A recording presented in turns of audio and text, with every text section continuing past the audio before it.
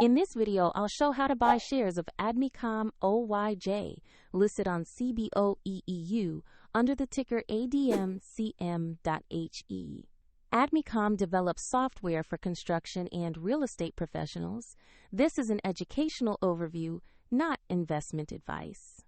You need a broker to trade, and I use eToro as an example to demonstrate the process. After signing up, you will need to verify your account, usually with an identity document, and add funds to buy shares. Use the platform's search field and enter the ticker ADMCM.HE to locate the stock. Choose the listing that specifically shows Admicom Oyj on CBOE EU to ensure it is the correct asset. On the asset page, review basic company information and the price chart to get context.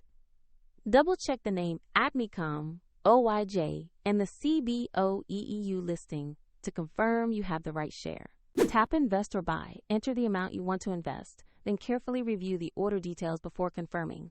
If the market is closed, the order may execute when it reopens, and if funds are insufficient, the platform will prompt you to add money before completion. Once the trade is placed, your Admicom position will appear in your portfolio view. If you want to follow the same steps, the eToro link is available in the description.